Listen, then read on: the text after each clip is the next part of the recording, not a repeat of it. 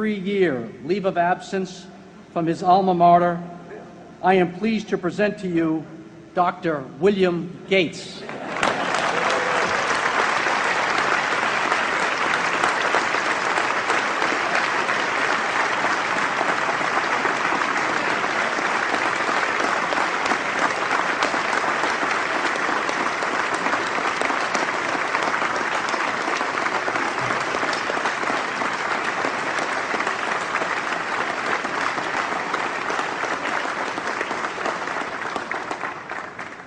Thank you.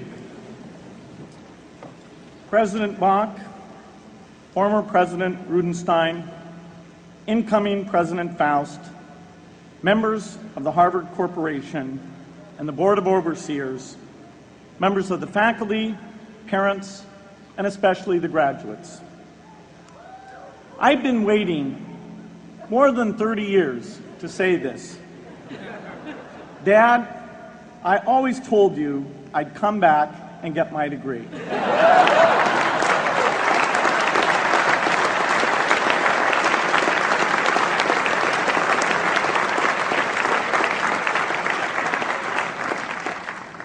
I want to thank Harvard for this honor.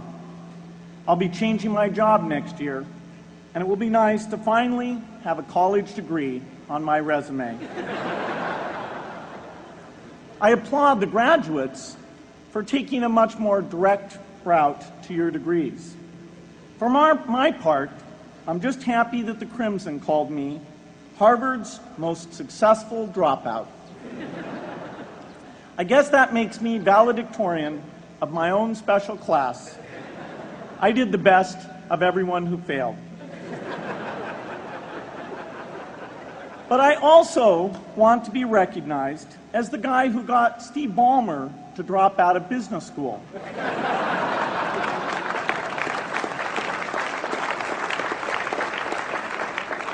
I'm a bad influence. That's why I was invited to speak at your graduation. If I'd spoken at your orientation, fewer of you might be here today.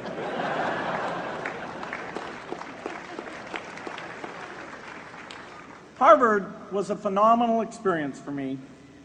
Academic life was fascinating. I used to sit in on lots of classes that I hadn't even signed up for. And dorm life was terrific. I lived up at Radcliffe in Currier House. There were always a lot of people in my dorm room late at night discussing things because everyone knew that I didn't worry about getting up in the morning. That's how I came to be the leader of the antisocial group. We clung to each other as a way of validating our rejection of all those social people.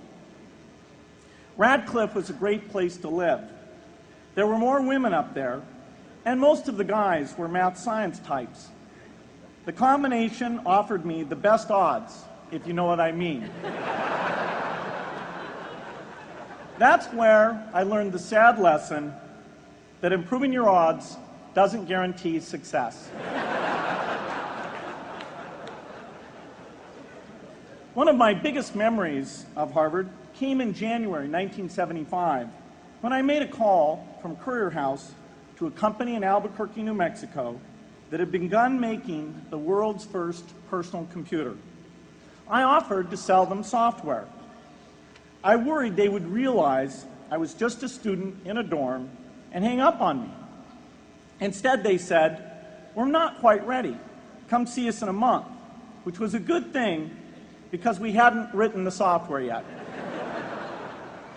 From that moment, I worked day and night on the extra credit project that marked the end of my college education and the beginning of a remarkable journey with Microsoft. What I remember above all about Harvard was being in the midst of so much energy and intelligence. It could be exhilarating, intimidating, sometimes even discouraging, but always challenging. It was an amazing privilege, and though I left early, I was transformed by my years at Harvard, the friendships I made, and the ideas I worked on. But taking a serious look back, I do have one big regret. I left Harvard with no real awareness of the awful inequities in the world, the appalling disparities of health and wealth and opportunity that condemn millions of people to lives of despair. I learned a lot here at Harvard about new ideas in economics and politics. I got great exposure to the advances being made in the sciences. But humanity's greatest advances are not in its discoveries, but in how those discoveries are applied to reduce inequity.